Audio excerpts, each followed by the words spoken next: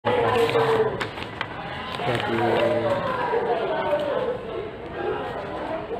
terkait dengan sistem informasi yang dikembangkan sekolah itu apa saja Bu yang Ibu memakai aplikasi apa saja dalam rangka menginformasikan membuat informasi manajemen sekolah itu? Dalam hal ini untuk mengupdate informasi terkait kegiatan sekolah dan kegiatan baik di ekstrakurikuler dan lain-lain sebagainya, kita menggunakan website yang dibeli dari Selain website, manajemen pustakaan itu masih belum standar. Iya, memang Pak, sesuai dengan standar itu. Jadi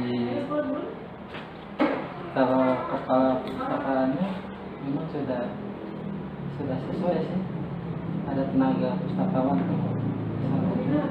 mungkin pada level pengelolaannya yang Pengelolaannya belum. masih ada.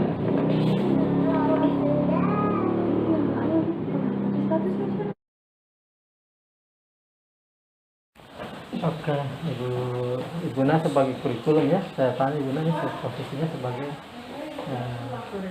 kurikulum.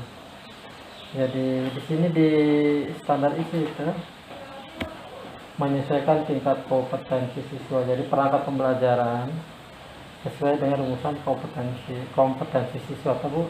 Nah, di hasil raportnya itu kita SMA 15 ini pada posisi tidak mencapai standar nasional, baru pada tahap level 3 saja.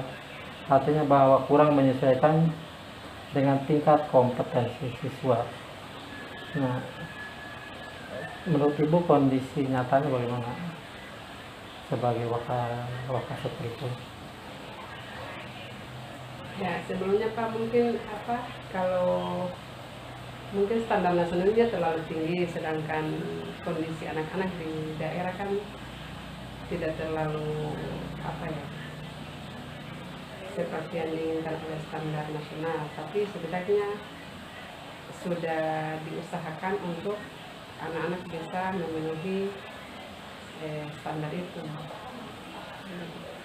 Ya, jadi memang di nyatanya juga seperti itu Bu ya, bahwa guru-guru menyusun RPP itu belum menyesuaikan dengan tingkat kompetensi siswa. Ya, tapi Bapak Ibu guru sudah bikin perangkat Bu ya? Sudah perangkatnya sudah.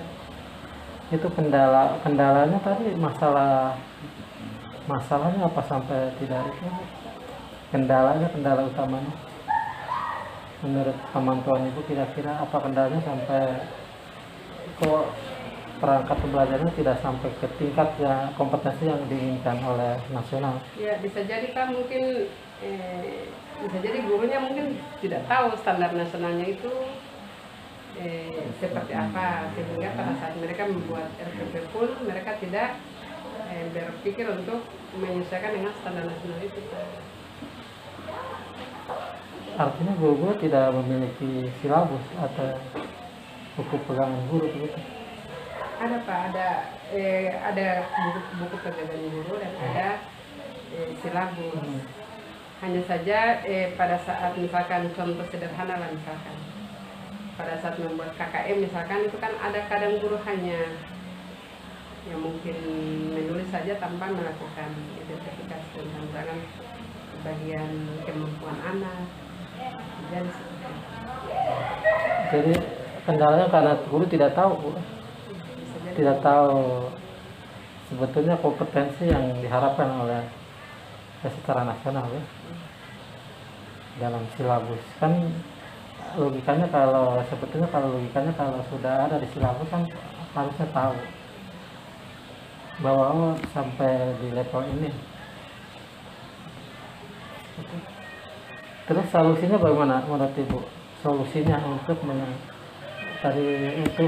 menyelesaikan kendala tadi? Harus Kita wawancara ibu sebagai bendahara karena bos ya. Iya. Karena di sini di pengelolaan pembiayaan, standar pembiayaan ini bahwa berdasarkan hasil rapat mutu itu memiliki laporan penggunaan dana itu masih belum mencapai standar nasional Bu. Masih pada level 4, kemudian memiliki laporan yang dapat diakses oleh pemangku kepentingan juga itu masih sangat rendah Bu. Makanya mungkin bisa Ibu ceritakan kondisi kenyataannya. Ini di rapat mutu seperti ini, tapi mungkin kondisi nyatanya berbeda dengan di rapat mutu. Apakah memiliki laporan penggunaan dana? Nah, secara tertulis kan betul memiliki laporan berdasarkan buku kas umum Pak. Karena laporannya dibuat berdasarkan tahap dana yang cair. Buku umum ya? Ya, buku kas umum. Jadi ada buku kas umum. Ada buku kas umum. Terus apa lagi? Ada buku pembantu bank. Buku pembantu bank. Itu sebetulnya bentuk laporan ya? Ya, bentuk laporannya. Terus apa lagi? Saja. Iya. Ada buku objek belanja, Buku objek belanja. rincian objek belanja.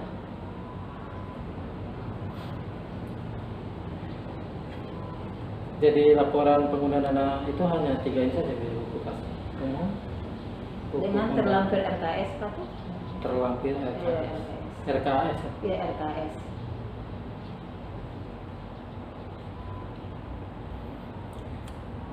Kemudian memiliki laporan yang dapat diakses oleh pemangku kepentingan.